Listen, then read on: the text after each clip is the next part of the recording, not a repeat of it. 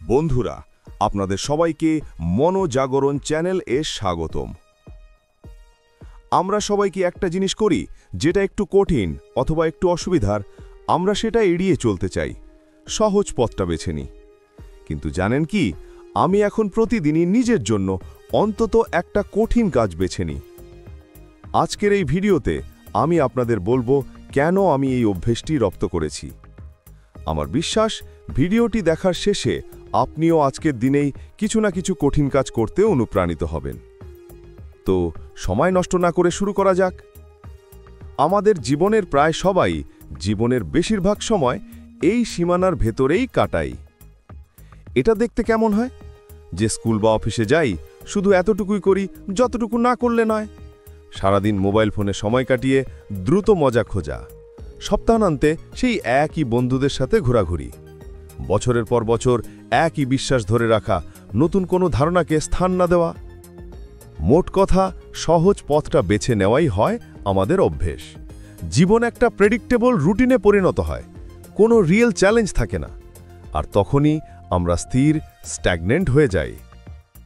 প্রথম কারণ, স্থিরতা ও পিছিয়ে পড়া। কমফোর্ট জোনে থাকতে সবারই ভালো লাগে, এটা স্বাভাবিক। কিন্তু এটার একটা বড় সমস্যা আছে। যারা দীর্ঘদিন এখানে আটকে থাকে তারা শুধু স্ট্যাগনেন্টই হয় না, তারা ধীরে ধীরে পিছিয়েও যায়। ভাবুন তো, আমাদের শরীরের একটি মাংসপেশির কথা। যদি সেটাকে অনেক সময় ব্যবহার না করি, এটি দুর্বল ও ছোট হয়ে যায়। আমাদের কমফোর্ট জোনেরও একই অবস্থা। আপনি যদি আপনার ভয় বা অস্বস্তির মুখোমুখি না হন, তাহলে সেটা আরও বড় হয়ে উঠবে।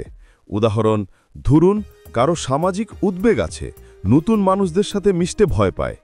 সে যদি একা থাকাটাকেই বেছে নেয়, তাহলে ধীরে ধীরে তার পুরনো বন্ধুদের সাথেও কথা বলা কঠিন হয়ে পড়বে। তার কমফর্ট জোনটা আরও ছোট হয়ে যাবে। তাই আমার প্রথম কারণ হলো, আমি চাই না আমার বর্তমান যেসব জিনিস সহজ লাগে সেগুলো ভবিষ্যতে আমার জন্য কঠিন হয়ে দাঁড়াক। দ্বিতীয় কারণ, গ্রোথ জোন বা বৃদ্ধির জোন।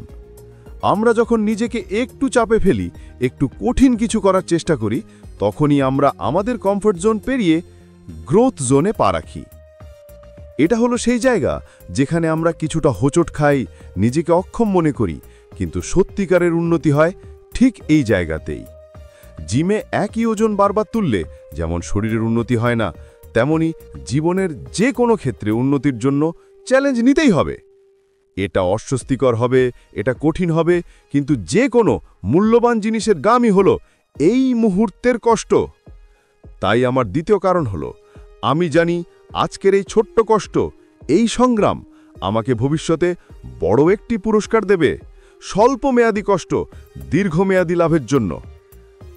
তৃতীয় কারণ, পজিটিভ ফিডব্যাক লুপ। এখন প্রশ্ন হলো, আমরা যদি জানি যে গ্রোথ জোনে যাওয়া ভালো, তাহলে সবাই যায় না কেন? কারণ এর বাইরেও আরেকটা জোন আছে, সেটা হলো ডেঞ্জার জোন। যদি কেউ হুট করে নিজেকে খুব বেশি চাপে ফেলে, তাহলে সে গ্রোথ জোন পেরিয়ে ডেঞ্জার জোনে চলে যায়। যেমন জিমে গিয়ে একদিনেই অতিরিক্ত ওজন তোলা, যার ফলে ইনজুরি, অথবা একেবারে হঠাৎ করে সব সুগারি খাবার ছেড়ে দেওয়া, যা মেনটেন করা সম্ভব হয় না। এক্ষেত্রে শুধু যে পরিকল্পনা ভেঙে পড়ে তাই নয়, মানুষটি এটাও বিশ্বাস করতে শুরু করে যে আমি পারবো না, আমি চেঞ্জিংই করতে পারবো না, যা তাকে ভবিষ্যতে চেষ্টাই করতে দেয় না। সমাধানটি হলো ধীরে, আস্তে আস্তে, ছোট ছোট স্টেপসে এগোনো। যদি আপনি একদমই ব্যায়াম না করেন, তাহলে সপ্তাহে 5 দিন জিমে যাওয়ার টার্গেট না করে প্রথম সপ্তাহে 2 দিন 20 মিনিট করে হাঁটা শুরু করুন। যখন সেটা অভ্যেসে পরিণত হবে, তখন ডিফিকাল্টি বাড়ান। এতে করে কি হয়, আপনি যা প্ল্যান করেন তা আপনি করতে পারছেন। এই ছোট্ট সাফল্যটা আপনাকে একটা পজিটিভ ফিডব্যাক দেয়, আত্মবিশ্বাসী করে তোলে।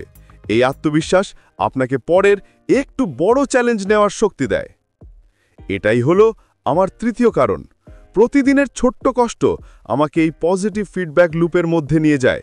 একটা সাফল্য আর একটা সাফল্যকে ডেকে আনে, ডমিনোর মতো।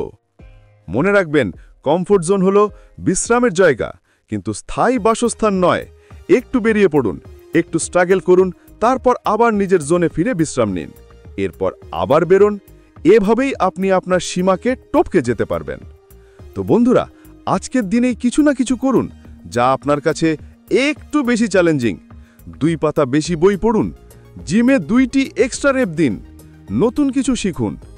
আজ একটু কষ্ট করুন, নিজেকে গতকালের থেকে একটু ভালো করে গড়ে তুলুন।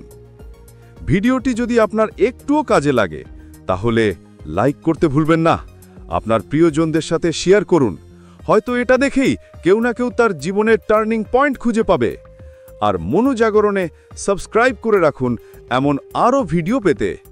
আপনার সময় এবং মনোযোগের জন্য অসংখ্য ধন্যবাদ।